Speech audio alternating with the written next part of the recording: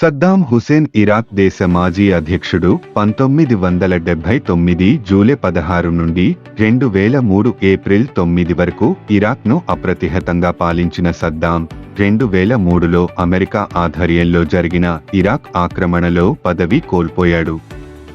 యుద్ధానంతరం America సేనలకు బందీగా పట్టుబడి Iraq న్యాయస్థానంలో విచారణ తరువాత 2006 డిసెంబర్ 30న ఉరితీయబడ్డాడు. సద్దాం హుస్సేన్ పరిపాలన. సద్దాం హుస్సేన్ తన పరిపాలన కాలంలో ఇరాక్ను ఆధునీకరణ వైపు నడిపించడం జరిగింది. విదేశీ యాజమాన్యంలో ఉన్న ఇరాక్ ఆయిల్ కంపెనీ వంటి కంపెనీలని జాతీయకరించడం వల్ల సామ్రాజ్యవాదులు సద్దాం హుస్సేన్కు వ్యతిరేకంగా పావులు కదపడం ప్రారంభించారు. సద్దాం హుస్సేన్ ఇరాక్లో మైనారిటీ అయిన సున్నీ ముస్లిం శాఖకు చెందినవాడు కావడం వల్ల సద్దాంకు మెజారిటీ అయిన షియాల నుంచి కూడా వ్యతిరేకత ఎదురైనది. మరోవైపు ఇరాక్ కమ్యూనిస్ట్ పార్టీ ఖుద్ తిరుగుబాటుదారులు కూడా సద్దాంకు వ్యతిరేకంగా పనిచేశారు. ఇతన్ని వ్యతిరేకించిన వారందరినీ తీవ్రంగా అణచి వేయడానికి ప్రయత్నించాడు. కానీ ఇరాక్ యుద్ధ సమయంలో మాత్రం ఇరాక్ కమ్యూనిస్ట్ పార్టీ అమెరికా సామ్రాజ్యవాదులకి వ్యతిరేకంగా సద్దాం హుస్సేన్కు మద్దతు ఇచ్చింది. సద్దాం హుస్సేన్ బాల్యం. సద్దాం హుస్సేన్ 1937 ఏప్రిల్ 28 ఇరాక్లోని అలజ్వాలో జన్మించాడు. సద్దాం పుట్టకముందే అతని సోదరుడు మరియు తండ్రి క్యాన్సర్తో మరణించారు. అతని తల్లి తిరిగి వివాహం చేసుకుంది మరియు సద్దాం ఈ వివాహం ద్వారా 3 సోదరులను పొందాడు. అతని సవతి తండ్రి ఇబ్రహీం అల్-హసన్ సద్దాం తిరిగి వచ్చిన తర్వాత అతనితో కఠినంగా ప్రవర్తించాడు. అతనిని క్రమం తప్పకుండా కొట్టాడు. దాదాపు 10 సంవత్సరాల వయస్సులో సద్దాం కుటుంబాన్ని విడిచిపెట్టి బాగ్దాద్లో తన మేనమామ ఖైరల్లా తల్ఫాతో నివసించడానికి తిరిగి వచ్చాడు. అతను సద్దాంకు తండ్రిగా మారాడు. తల్ఫా సద్దాం యొక్క కాబోయే భార్య తండ్రి. తల్ఫా తరువాత సద్దాం అధికారంలో ఉన్న సమయంలో బాగ్దాద్ మేయర్ అయ్యాడు. అతని మేనమామ మార్గదర్శకత్వంలో అతను బాగ్దాద్లోని జాతీయవాద ఉన్నత పాఠశాలలో చదివాడు. మాధ్యమిక పాఠశాల తర్వాత సద్దాం ఇరాకీ న్యాయ పాఠశాలలో 3 సంవత్సరాలు చదువుకున్నాడు. 1957లో 20 సంవత్సరాల వయస్సులో అతని మామ మద్దతుదారుగా ఉన్న విప్లవాత్మక పానరబ్ బాత్ పార్టీలో చేరడానికి చదువు మానేశాడు. ఆ సమయంలో సిరియాలో బాత్ పార్టీకి పెద్ద సంఖ్యలో అనుచరులు ఉన్నారు. 1958లో సద్దాం బాత్ పార్టీలో చేరిన 1 సంవత్సరం తర్వాత బాత్ పార్టీ నాయకత్వం ఖాసిన్ను హత్య చేయాలని ప్లాన్ చేసింది. ఈ ఆపరేషన్లో సద్దాం ప్రధాన సభ్యుడు. హంతకులు అక్టోబర్ 7, 1959 న అల్-రషీద్ స్ట్రీట్లో ఖాసింపై మెరుపు దాడికి ప్లాన్ చేశారు.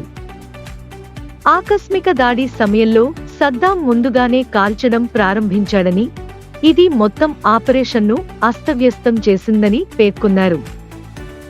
ఖాసిం డ్రైవర్ మృతి చెందగా ఖాసిం చేతికి, భుజానికి తగిలింది. హంతకులు అతనిని చంపేశారని నమ్మి త్వరగా వారి ప్రధాన కార్యాలయానికి చేరుకున్నారు. కానీ ఖాసిం ప్రాణాలతో బయటపడ్డాడు. విఫలమైన హత్యలో సద్దాం పాత్ర దశాబ్దాలుగా అతని పబ్లిక్ ఇమేజ్లో కీలకంగా మారింది. సద్దాం ఫిబ్రవరి 1960లో సిరియా నుండి ఈజిప్ట్కు వెళ్లాడు. 1963 వరకు అక్కడే నివసించాడు. 1961లో ఉన్నత పాఠశాల నుండి పట్టభద్రుడయ్యాడు మరియు న్యాయశాస్త్రంలో పట్టభద్రుడయ్యాడు. బాత్ పార్టీతో సంబంధాలున్న ఆర్మీ అధికారులు ఫిబ్రవరి 1963లో జరిగిన రంజాన్ విప్లవ తిరుగుబాటులో ఖాసిన్ను పదవీచ్యుతుడిని చేశారు. బాతిస్ట్ నాయకులను మంత్రివర్గంలో నియమించారు. అబ్దుల్ సలాం ఆరిఫ్ అధ్యక్షుడయ్యారు. నవంబర్ 1963 ఇరాకీ తిరుగుబాటులో ఆరిఫ్ బాతిస్ట్ నాయకులను తొలగించి అరెస్టు చేశాడు. ఆ సమయంలో ఈజిప్టులో బహిష్కరించబడినందున సద్దాం 1963 తిరుగుబాటులో లేదా ఆ తర్వాత జరిగిన క్రూరమైన కమ్యూనిస్ట్ వ్యతిరేక ప్రక్షాళనలో ఎలాంటి పాత్ర పోషించలేదు. తిరుగుబాటు తర్వాత అతను ఇరాక్కు తిరిగి వచ్చినప్పటికీ సద్దాం రైతుల కోసం పార్టీ యొక్క సెంట్రల్ బ్యూరో సభ్యుని యొక్క చిన్న పదవితో సంతృప్తి చెందాడు. నవంబర్ 1963లో ఆరిఫ్ యొక్క బాతిస్ట్ వ్యతిరేక ప్రక్షాళన తరువాత సద్దాం ఇరాక్లోనే ఉండి ఆరిఫ్ను హత్య చేయడానికి ప్రణాళికలో పాల్గొన్నాడు. సద్దాం అక్టోబరు 1964లో అరెస్టు చేయబడ్డాడు. 1966లో తప్పించుకోవడానికి ముందు సుమారు 2 సంవత్సరాలు జైలు శిక్ష అనుభవించాడు. 1966లో అహ్మద్ హసన్ అల్బకర్ అతన్ని ప్రాంతీయ కమాండ్ డిప్యూటీ సెక్రటరీగా నియమించారు. నైపుణ్యం కలిగిన ఆర్గనైజర్ అని నిరూపించుకునే సద్దాం పార్టీని పునరుద్ధరించాడు. బాతిస్ట్ ఆలోచన స్థాపకుడు మిచెల్ అఫ్లాక్ సహాయంతో అతను ప్రాంతీయ కమాండ్కు ఎన్నికయ్యాడు. 1966లో సద్దాం సిరియన్ బాత్ను మార్క్సిస్ట్ స్వాధీనం చేసుకున్నందుకు ప్రతిస్పందనగా బాత్ పార్టీపై సిరియన్ ఆధిపత్యానికి అసాధారణమైన సవాలును ప్రారంభించాడు. ఫలితంగా పార్టీ అధికారికంగా 2 వేర్వేరు వర్గాలుగా చీలిపోయింది.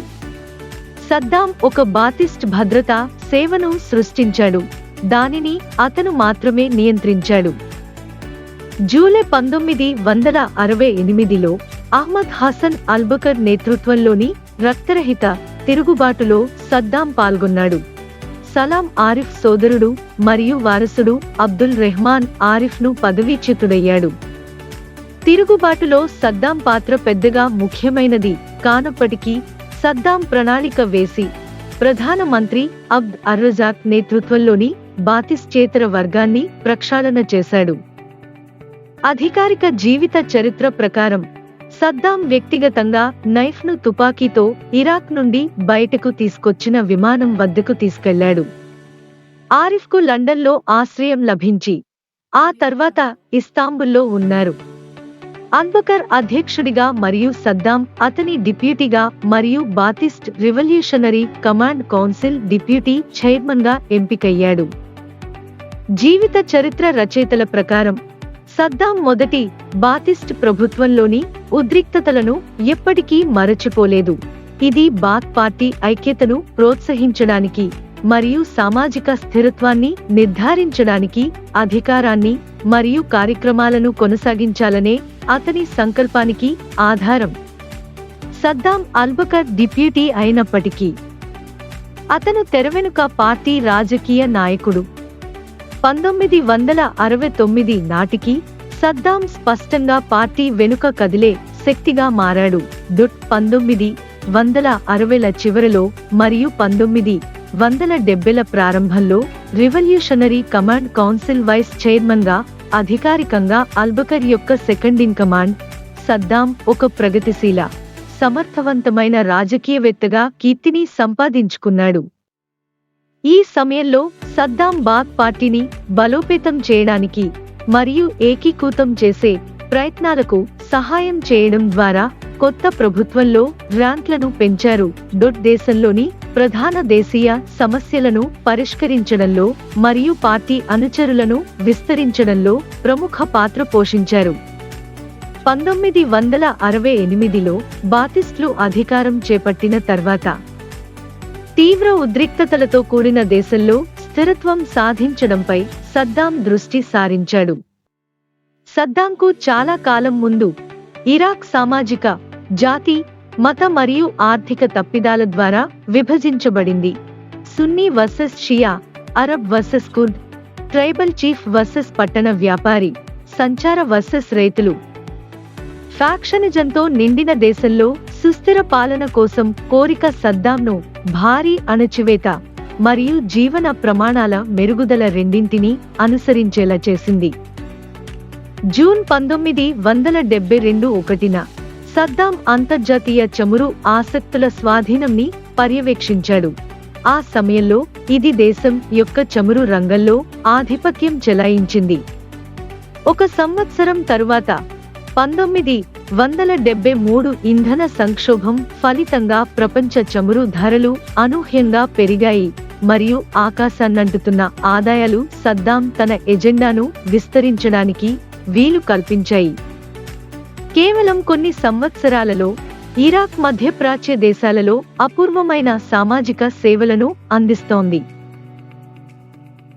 సద్దాం నిరక్షరాస్యత నిర్మూలన కోసం జాతీయ ప్రచారం మరియు ఇరాక్లో నిర్బంధ ఉచిత విద్య కోసం ప్రచారాన్ని స్థాపించి నియంత్రించాడు. ఎక్కువగా అతని ఆధ్వర్యంలో ప్రభుత్వం అత్యున్నత విద్యా స్థాయిల వరకు సార్వత్రిక ఉచిత పాఠశాలను ఏర్పాటు చేసింది. కార్యక్రమం ప్రారంభించిన తర్వాత సంవత్సరాల్లో వందల వేల మంది చదవడం నేర్చుకున్నారు. ప్రభుత్వం కూడా సైనికుల కుటుంబాలను ఆదుకుంది. ప్రతి ఒక్కరికి ఉచిత ఆసుపత్రి మరియు రైతులకు రాయితీలు ఇచ్చింది. ఇరాక్ మిడిల్ ఈస్ట్లో అత్యంత ఆధునిక ప్రజారోగ్య వ్యవస్థలలో ఒకదానిని సృష్టించింది.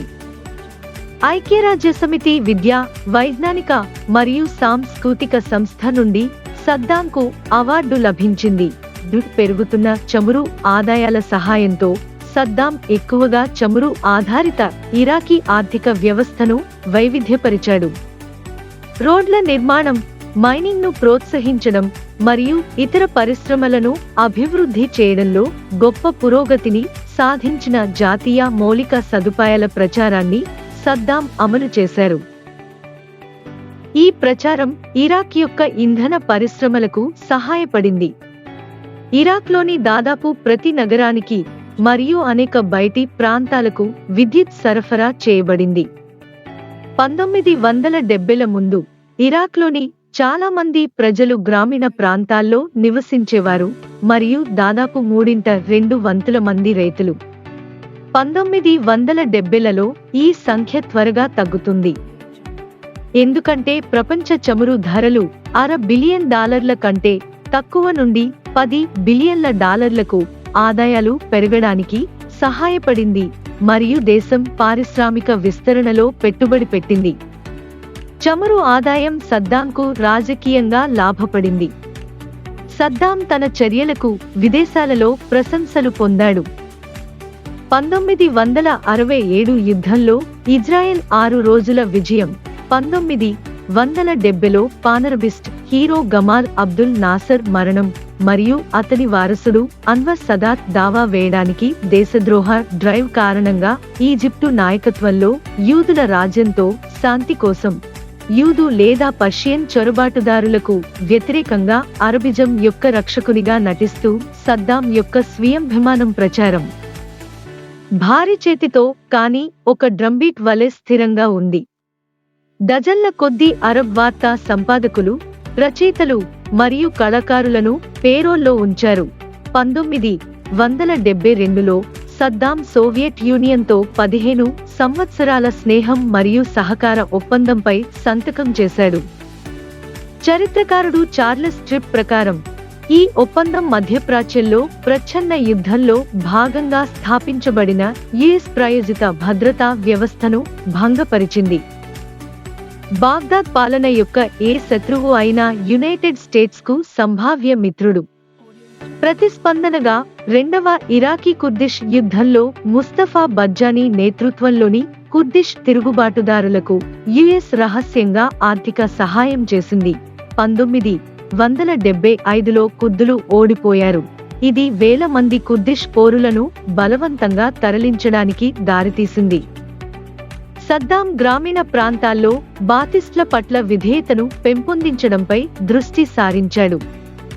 విదేశీ చమురు ప్రయోజనాలను జాతీయం చేసిన తర్వాత సద్దాం గ్రామీణ ప్రాంతాల ఆధునికీకరణను పర్యవేక్షించాడు. వ్యవసాయాన్ని పెద్ద ఎత్తున యాంత్రీకరించాడు. రైతులకు భూమిని పంపిణీ చేశాడు. బాతిస్ట్లు వ్యవసాయ సహకార సంఘాలను స్థాపించారు. సద్దాం సంక్షేమ కార్యక్రమాలు సద్దాంకు మద్దతును పెంచడానికి క్యారెట్ మరియు స్టిక్ వ్యూహాల కలయికలో భాగంగా ఉన్నాయి. ప్రభుత్వ రంగ బ్యాంకులను ఆయన అధీనంలోకి తీసుకున్నారు. ఇతర అరబ్ దేశాలు మరియు యుగోస్లేవియా నుండి కూడా 2 మిలియన్ల మంది ప్రజలు కార్మికుల కోసం పెరుగుతున్న డిమాండ్ను తీర్చడానికి ఇరాక్లో పనిచేసేంత తీవ్రమైన అభివృద్ధి ముందుకు సాగింది. 1976లో సద్దాం ఇరాకీ సాయుధ దళాలలో జనరల్ స్థానానికి ఎదిగాడు మరియు వేగంగా ప్రభుత్వం యొక్క బలమైన వ్యక్తి అయ్యాడు. అనారోగ్యంతో వృద్ధుడైన అల్బకర్ తన విధులను నిర్వర్తించలేకపోయాడు. సద్దాం అంతర్గతంగా మరియు బాహ్యంగా ప్రభుత్వం యొక్క ముఖంగా ప్రముఖ పాత్రను పోషించాడు. అతను త్వరలోనే ఇరాక్ యొక్క విదేశాంగ విధానానికి రూపశిల్పి అయ్యాడు. అతను 1995 మరియు 2002లో 2 సార్లు ఎన్నికలను కూడా నిర్వహించాడు. అతను దేశవ్యాప్తంగా విగ్రహాలను నెలకొల్పాడు. అతని పతనం తర్వాత ఇరాకీలు పడగొట్టారు. అరబ్ ప్రపంచంతో ఇరాక్ సంబంధాలు చాలా వైవిధ్యంగా ఉన్నాయి. ఇరాక్ మరియు ఈజిప్ట్ మధ్య సంబంధాలు 1977లో హింసాత్మకంగా చీలిపోయాయి. ఇజ్రాయెల్తో ఈజిప్టు అధ్యక్షుడు అన్వర్ సాదత్ యొక్క శాంతి కార్యక్రమాలపై ఇరాక్ విమర్శించిన తరువాత దేశాలు పరస్పరం సంబంధాలను తెంచుకున్నాయి. 1978లో బాగ్దాద్ అరబ్ లీగ్ శిఖరాగ్ర సమావేశాన్ని నిర్వహించింది. ఇది క్యాంప్ డేవిడ్ ఒప్పందాలను అంగీకరించినందుకు ఈజిప్టును ఖండించింది మరియు బహిష్కరించింది. ఇరాన్తో యుద్ధంలో ఇరాక్కు ఈజిప్ట్ యొక్క బలమైన మరియు దౌత్యపరమైన మద్దతు రాయబారి స్థాయి ప్రాతినిధ్యం లేనప్పటికీ సీనియర్ అధికారుల మధ్య వెచ్చని సంబంధాలు మరియు అనేక పరిచయాలకు దారితీసింది. సద్దాం 1960ల నాటి రష్యన్ ఇంటెలిజెన్స్ ఏజెంట్ యెవ్జెనీ ప్రిమాకోవ్తో సన్నిహిత సంబంధాన్ని కలిగి ఉన్నాడు. 1991లో సద్దాం అధికారంలో ఉండేందుకు ప్రిమాకోవ్ సహాయం చేసి ఉండవచ్చు. సద్దాం కేవలం 2 పాశ్చాత్య దేశాలను మాత్రమే సందర్శించాడు. మొదటి సందర్శన డిసెంబర్ 1974లో జరిగింది. స్పెయిన్కు చెందిన కోడిల్లో ఫ్రాన్సిస్కో ఫ్రాంకో అతన్ని మాడ్రిడ్కు ఆహ్వానించినప్పుడు మరియు అతను గ్రెనడా, కార్డోబా మరియు టోలెడోలను సందర్శించాడు. సెప్టెంబరు 1975లో అతను ఫ్రాన్స్లోని పారిస్లో ప్రధాన మంత్రి జాక్వెస్ చిరాక్తో సమావేశమయ్యాడు. ఇరాన్-ఇరాక్ యుద్ధం 1979 ప్రారంభంలో ఇరాన్ యొక్క Shah Mohammad Reza Pahlavi Islamic విప్లవం ద్వారా పదవీచ్యుతుడయ్యాడు. తద్వారా అయతుల్లా రుహోల్లా ఖొమేనీ నేతృత్వంలోని ఇస్లామిక్ రిపబ్లిక్కు దారితీసింది. విప్లవాత్మక షియా ఇస్లాం ప్రభావం ఈ ప్రాంతంలో ముఖ్యంగా షియా జనాభా ఎక్కువగా ఉన్న దేశాల్లో, ముఖ్యంగా ఇరాక్లో వేగంగా పెరిగింది. రాడికల్ ఇస్లామిక్ ఆలోచనలు తన లౌకిక పాలనకు విరుద్ధమైనవి తన దేశంలో మెజారిటీ షియా జనాభాలో వేగంగా వ్యాప్తి చెందుతున్నాయని సద్దాం భయపడ్డాడు. 1970ల నుండి సద్దాం మరియు ఖొమేనీల మధ్య తీవ్ర శత్రుత్వం కూడా ఉంది. 1964లో ఇరాన్ నుండి బహిష్కరించబడిన ఖొమేనీ ఇరాక్లోని షియా పవిత్ర నగరమైన నజాఫ్లో నివాసం ఏర్పరచుకున్నాడు. అక్కడ అతను ఇరాకీ షియాలతో కలిసి ఇరాన్ ప్రభుత్వానికి వ్యతిరేకంగా బలమైన, ప్రపంచవ్యాప్తంగా మతపరమైన మరియు రాజకీయ అనుచరులను అభివృద్ధి చేశాడు. దీనిని సద్దాం సహించాడు. 1975లో ఇరాక్ మరియు ఇరాన్ మధ్య సయోధ్యకు అంగీకరించిన షా ఒత్తిడితో సద్దాంను పడగొట్టమని ఖొమేనీ అక్కడి షియాలను కోరడం ప్రారంభించినప్పుడు సద్దాం 1978లో ఖొమేనీని ఫ్రాన్స్కు బహిష్కరించడానికి అంగీకరించాడు. ఇక్కడ ఖొమేనీ మీడియా కనెక్షన్లను పొందాడు మరియు అతని ప్రయోజనం కోసం చాలా పెద్ద ఇరానియన్ కమ్యూనిటీతో సహకరించాడు. ఖొమేనీ అధికారాన్ని పొందిన తరువాత ఇరాక్ మరియు విప్లవాత్మక ఇరాన్ మధ్య 10 నెలల పాటు వివాదాస్పద షట్ అలరబ్ జలమార్గం యొక్క సార్వభౌమాధికారంపై వాగ్వివాదాలు జరిగాయి. ఇది 2 దేశాలను విభజించింది. ఈ కాలంలో సద్దాం హుస్సేన్ బహిరంగంగా ఇరాన్తో సంబంధాలు పెట్టుకోకపోవడమే ఇరాక్కు ప్రయోజనమని మరియు శాంతియుత సంబంధాలను కొనసాగించడం దేశాల ప్రయోజనాలకు కారణమవుతుంది. ఐక్యరాజ్యసమితిలో ఇరాక్ శాశ్వత రాయబారి సలాహ్ ఒమర్ అలలీతో ఒక ప్రైవేట్ సమావేశంలో అతను నెల రోజుల్లో ఇరాన్లో ఎక్కువ భాగాన్ని ఆక్రమించుకోవాలని భావిస్తున్నట్లు వెల్లడించాడు. తరువాత బహుశా యునైటెడ్ స్టేట్స్ మరియు చాలా పాశ్చాత్య దేశాల నుండి మద్దతు కోసం విజ్ఞప్తి చేయడానికి అతను ఇస్లామిక్ ప్రభుత్వాన్ని పడగొట్టడం కూడా తన ఉద్దేశాలలో ఒకటిగా చేసుకున్నాడు. ఇరాక్ ఇరాన్ను ఆక్రమించింది. మొదట టెహ్రాన్లోని మెహ్రబాద్ విమానాశ్రయంపై దాడి చేసి ఆ తర్వాత 22 సెప్టెంబరు 1980న అరబ్ మైనారిటీని కలిగి ఉన్న ఖుజస్థాన్లోని చమురు సంపన్నమైన ఇరానియన్ భూమిలోకి ప్రవేశించి దానిని ఇరాక్లోని కొత్త ప్రావిన్స్గా ప్రకటించింది.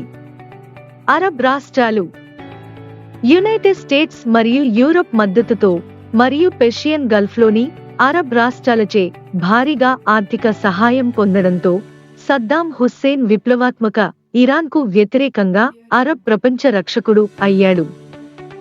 20వ శతాబ్దపు సుదీర్ఘమైన మరియు అత్యంత విధ్వంసక యుద్ధాలలో ఇరాక్ త్వరగా కూరుకుపోయింది.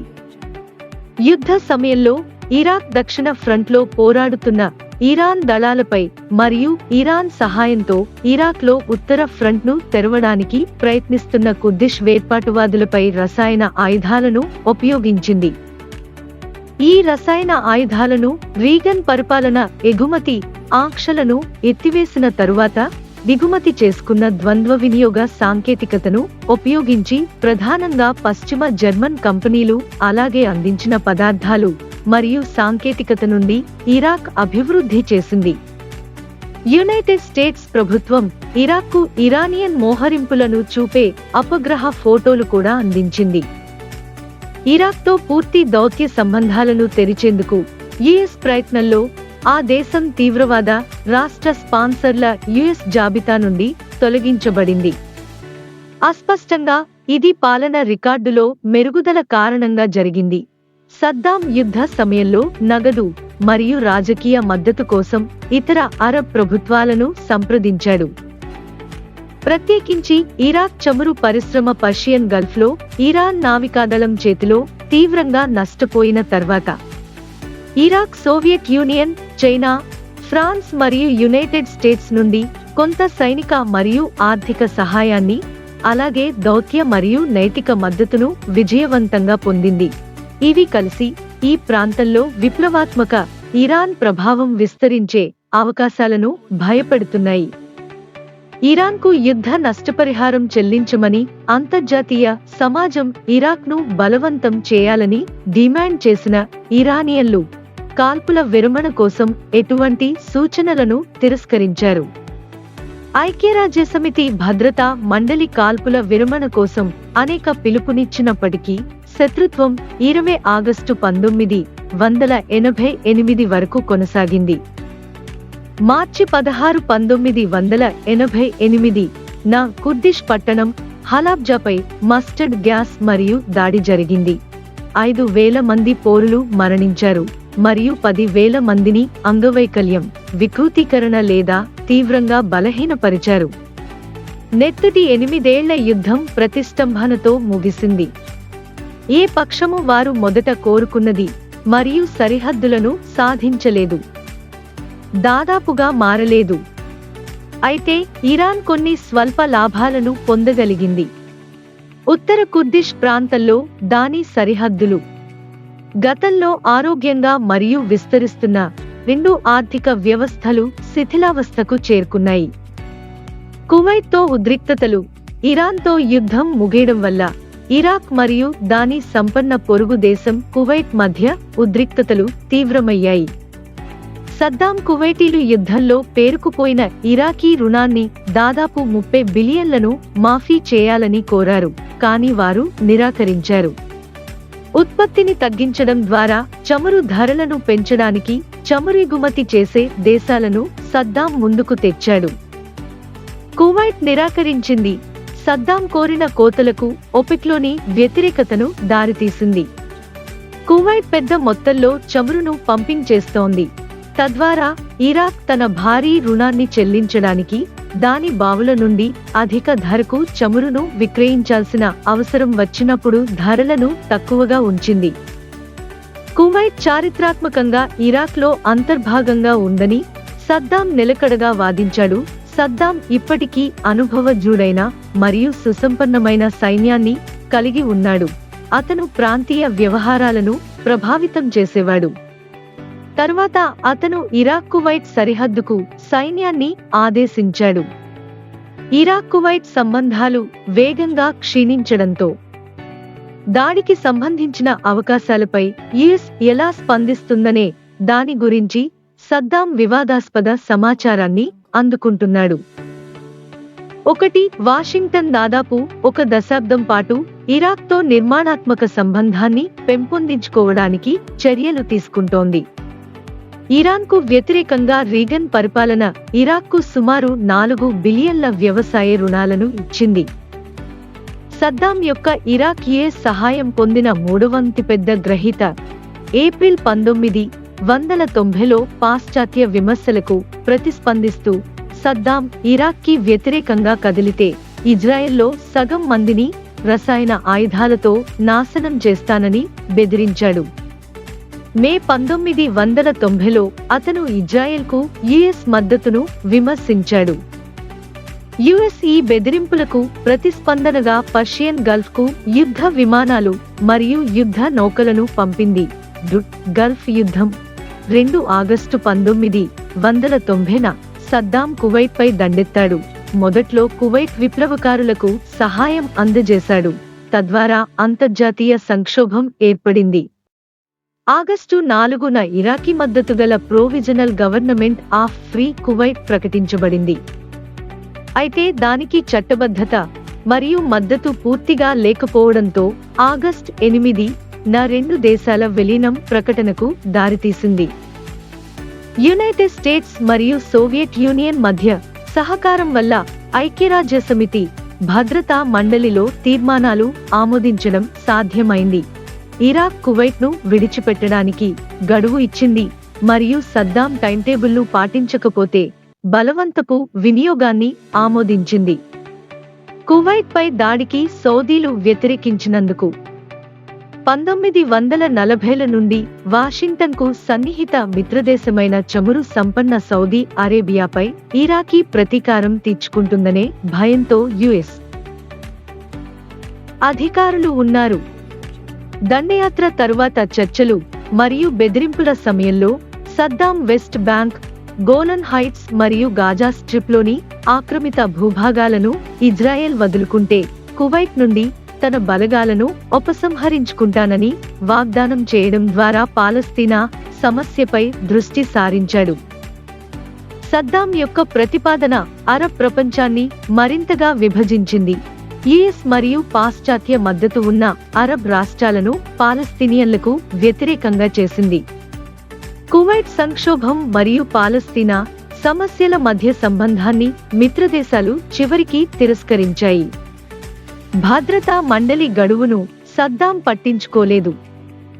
భద్రతా మండలి మద్దతుతో యుఎస్ నేతృత్వంలోని సంకీర్ణం జనవరి 16, 1991 నుండి ఇరాక్పై రౌండిక్లా క్షిపణి మరియు వైమానిక దాడులను ప్రారంభించింది.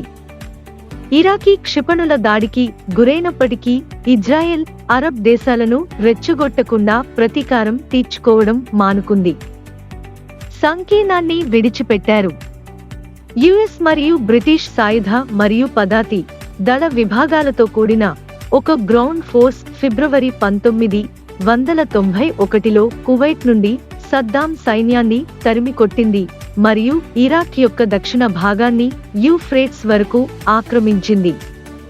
చివరికి ఇరాకీ సైన్యం అత్యంత మొబైల్ సంకీర్ణ భూ బలగాలు మరియు వారి శక్తివంతమైన వైమానిక మద్దతుతో యుద్ధభూమిలో పోటీ పడలేకపోయింది. కాల్పుల విరమణ ఒప్పందంలో భాగంగా ఇరాక్ అన్ని విష వాయువులు మరియు జెన్ ఆయుధాలను రద్దు చేయడానికి మరియు యుఎన్ పరిశీలకులను సైట్లను తనిఖీ చేయడానికి అనుమతించడానికి అంగీకరించింది. ఇరాక్ అన్ని నిబంధనలను పాటించే వరకు యుఎన్ వాణిజ్య ఆంక్షలు అమలులో ఉంటాయి. సద్దాం ఓటమి నేపథ్యంలో తక్షణ సంక్షోభం నుండి బయటపడి గల్ఫ్ యుద్ధం నుండి దేశం ఆర్థికంగా లేదా సైనికంగా ఎన్నడూ కోలుకోలేకపోయినప్పటికీ ఇరాక్పై పట్టు సాధించాడు. కువైట్పై దాడి చేసినందుకు ఐక్యరాజ్యసమితి ఇరాక్పై విధించిన ఆంక్షలు ఎత్తివేయబడలేదు. ఇరాకీ చమురు ఎగుమతులను అడ్డుకుంది. 1990ల చివరలో సాధారణ ఇరాకీలు ఎదుర్కొంటున్న కష్టాల కారణంగా విధించిన ఆంక్షలను సడలించాలని యుఎన్ భావించింది. ఆంక్షల సంవత్సరాల్లో దక్షిణ మరియు మధ్య ఇరాక్లో మరణించిన వారి సంఖ్యను అధ్యయనాలు వివాదం చేస్తున్నాయి. డిసెంబర్ 9, 1996న సద్దాం ప్రభుత్వం 1992లో యుఎన్ మొదటిసారిగా అందించిన ఆయిల్ ఫర్ ఫుడ్ ప్రోగ్రాంను ఆమోదించింది. గల్ఫ్ యుద్ధం తరువాత యునైటెడ్ స్టేట్స్ మరియు ఇరాక్ మధ్య సంబంధాలు ఉద్రిక్తంగా ఉన్నాయి. గల్ఫ్ యుద్ధం తర్వాత విధించిన నో ఫ్లై జోన్లు మరియు కువైట్లోకి చొరబాట్లకు సంబంధించి ఇరాకీ పదే ఉల్లంఘించినట్లు సాక్ష్యాలను ఉటంకిస్తూ జూన్ 26, 1993న బాగ్దాద్లోని ఇరాక్ ఇంటెలిజెన్స్ ప్రధాన కార్యాలయంపై అమెరికా క్షిపణి దాడిని ప్రారంభించింది. ఇరాక్పై యుఎస్ మరియు బ్రిటిష్ క్షిపణి దాడులతో పరాకాష్ట. డిసెంబర్ 1998 2 సంవత్సరాల అడపాదడపా కార్యకలాపాల తర్వాత యుఎస్ మరియు బ్రిటిష్ యుద్ధ విమానాలు దాడి చేశాయి. మాజీ CIA కేసు అధికారి రాబర్ట్ బేర్ 1995లో సద్దాంను హత్య చేయడానికి ప్రయత్నించాడని నివేదించాడు. సద్దాం విదేశాల్లో రాజకీయాలలో ప్రమేయం కొనసాగించారు. 2000లో అల్జజీరా మాజీ మేనేజింగ్ డైరెక్టర్ మొహమ్మద్ జస్సేం అలలీతో కలిసి అరబ్ జర్నలిస్టులతో అతని ఇంటెలిజెన్స్ చీఫ్లు సమావేశమైనట్లు చూపించిన తర్వాత వీడియో టేపులు తిరిగి పొందబడ్డాయి. వీడియోలో సద్దాం కుమారుడు ఉదయ్ అలలికి అల్లో నియామకాల గురించి సలహా ఇచ్చాడు. అంతర్జాతీయ సమాజంలోని చాలా మంది సభ్యులు, ముఖ్యంగా యుఎస్, సద్దాంను ఈ ప్రాంతం యొక్క స్థిరత్వానికి ముప్పుగా పరిణమించే ఒక యుద్ధ నిరంకుశుడిగా చూడటం కొనసాగించారు. జనవరి 2002లో కాంగ్రెస్కు యూనియన్ ప్రసంగంలో అధ్యక్షుడు జార్జ్ బుష్ ఇరాన్, ఉత్తర కొరియా మరియు ఇరాక్లతో కూడిన చెడు యొక్క అక్షం గురించి మాట్లాడారు. అంతేకాకుండా సామూహిక విధ్వంసక ఆయుధాల ముప్పు కారణంగా ఇరాక్ ప్రభుత్వాన్ని పడగొట్టడానికి తాను బహుశా చర్య తీసుకుంటానని బుష్ ప్రకటించాడు. ఐక్యరాజ్యసమితి భద్రతా మండలి తీర్మానం ఆమోదించిన తర్వాత ఇరాక్ యుఎన్ మరియు ఈఏ తనిఖీలతో తక్షణ షరతులు లేని మరియు క్రియాశీల సహకారం ఇవ్వాలని డిమాండ్ చేసింది. హన్స్ బ్లిక్స్ నేతృత్వంలోని యుఎన్ ఆయుధ తనిఖీదారులను ఇరాక్కు తిరిగి రావడానికి సద్దాం అనుమతించాడు. నవంబర్ 2002లో ప్రారంభమైన పునరుద్ధరించబడిన తనిఖీల సమయంలో బ్లిక్స్ WND యొక్క నిల్వలను కనుగొనలేదు మరియు రిజల్యూషన్ 1441 ద్వారా పిలుపునిచ్చిన విధంగా ప్రోయాక్టివ్ కానీ ఎల్లప్పుడూ తక్షణ ఇరాకీ సహకారాన్ని గుర్తించలేదు. ఫిబ్రవరి 24, 2003న యుద్ధం ఇంకా ముంచుకొస్తున్నందున Saddam Hussein news reporter Dan రాథర్తో ఒక ఇంటర్వ్యూలో పాల్గొన్నాడు. 3 గంటలకు పైగా మాట్లాడిన అతను సామూహిక విధ్వంసక ఆయుధాలను కలిగిలేరని ఖండించారు. అతను జార్జ్ W. బుష్తో ప్రత్యక్ష టెలివిజన్ డిబేట్ చేయాలనే కోరికను కూడా వ్యక్తం చేశాడు. అది తిరస్కరించబడింది. 1 దశాబ్దంలో యుఎస్ రిపోర్టర్తో ఇది అతని మొదటి ఇంటర్వ్యూ. యుఎస్ నేతృత్వంలోని మార్చి 2020న ఇరాక్పై దాడి ప్రారంభించిన 3 వారాల్లోనే ఇరాక్ ప్రభుత్వం మరియు సైన్యం కూలిపోయాయి. ఏప్రిల్ ప్రారంభం నాటికి యుఎస్ నేతృత్వంలోని దళాలు ఇరాక్లో ఎక్కువ భాగాన్ని ఆక్రమించాయి. బాగా బలహీనపడిన ఇరాకీ సైన్యం యొక్క ప్రతిఘటన కుప్పకూలింది లేదా గెరిల్లా వ్యూహాలకు మారింది. సద్దాం ఇరాక్పై నియంత్రణ కోల్పోయినట్లు కనిపించింది. అతను బాగ్దాద్ శివారులో మద్దతుదారులచే చుట్టుముట్టబడినట్లు చూపించడానికి ఉద్దేశించిన ఒక వీడియోలో చివరిగా కనిపించాడు.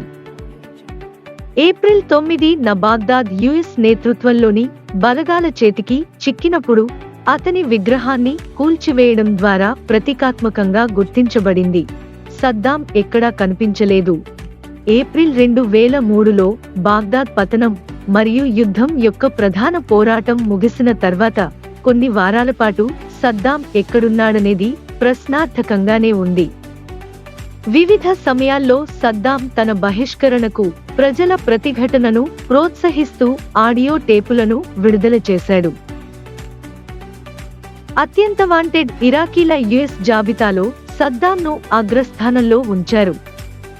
జూలై 2003లో యుఎస్ దళాలతో 3 గంటల పాటు జరిగిన కాల్పుల్లో అతని కుమారులు ఉదయ్ మరియు క్యూసే మరియు 14 ఏళ్ల మనవడు ముస్తఫా మరణించారు.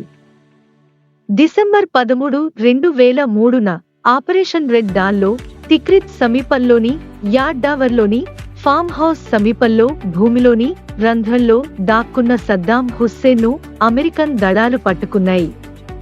అతని పట్టుబడిన తరువాత సద్దాం తిక్రిత్ సమీపంలోని యుఎస్ స్థావరానికి రవాణా చేయబడ్డాడు. తరువాత బాగ్దాద్ సమీపంలోని అమెరికన్ స్థావరానికి తీసుకెళ్లబడ్డాడు.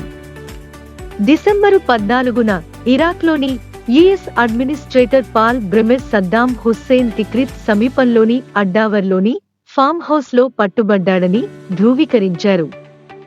కస్టడీలో ఉన్న సద్దాం వీడియో ఫుటేజీని బ్రెమర్ సమర్పించారు. సద్దాం పూర్తిగా గడ్డం మరియు అతని సుపరిచితమైన రూపం కంటే ఎక్కువ జుట్టుతో చూపించారు. ఆయన ఆరోగ్యంగానే ఉన్నట్లు అమెరికా అధికారులు వివరించారు. సద్దాంను విచారణలో ఉంచే ప్రణాళికలను బ్రెమెర్ నివేదించాడు. అయితే అటువంటి విచారణ వివరాలు ఇంకా నిర్ధారించబడలేదు. సద్దాం పట్టుబడిన తర్వాత అతనితో మాట్లాడిన ఇరాకీలు మరియు అమెరికన్లు సాధారణంగా అతను తనను తాను దృఢమైన కానీ న్యాయమైన నాయకుడుగా అభివర్ణించుకుంటూ ఆత్మవిశ్వాసంతో ఉన్నాడని నివేదించారు. బ్రిటిష్ టాబ్లాయిడ్ వార్తాపత్రిక ది సన్ వార్తాపత్రిక ముందు కవర్పై తెల్లటి బ్రీఫ్లు ధరించిన సద్దాం చిత్రాన్ని పోస్ట్ చేసింది. పేపర్లోని ఇతర ఛాయాచిత్రాలు సద్దాం తన ప్యాంటును అతకడం, షఫుల్ చేయడం మరియు నిద్రపోతున్నట్లు చూపుతున్నాయి. యునైటెడ్ స్టేట్స్ ప్రభుత్వం చిత్రాల విడుదలను జెనీవా ఒప్పందాన్ని ఉల్లంఘించినట్లు భావించి ఛాయాచిత్రాలపై విచారణ జరుపుతామని పేర్కొంది. ఈ కాలంలో సద్దాంను ఎఫ్బిఐ ఏజెంట్ జార్జ్ పిరో విచారించారు.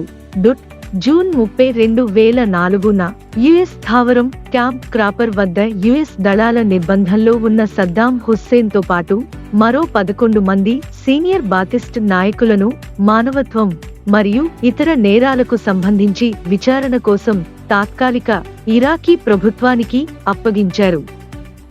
కొన్ని వారాల తర్వాత ఇరాకీ స్పెషల్ ట్రిబ్యునల్ 1982లో దుజైల్ నివాసితులపై నేరాలకు పాల్పడినట్లు అభియోగాలు మోపింది. సద్దాం మరియు అతని న్యాయవాదులు న్యాయస్థానం యొక్క అధికారాన్ని వ్యతిరేకించారు మరియు అతను ఇప్పటికీ ఇరాక్ అధ్యక్షుడని కొనసాగించారు. నవంబర్ 5, 2006న సద్దాం హుస్సేన్ మానవత్వానికి వ్యతిరేకంగా నేరాలకు పాల్పడినట్లు నిర్ధారించబడి ఉరిశిక్ష విధించబడింది. చివరకు సద్దాం హుస్సేన్ 2006 డిసెంబర్ 30న ఉరితీయబడ్డాడు.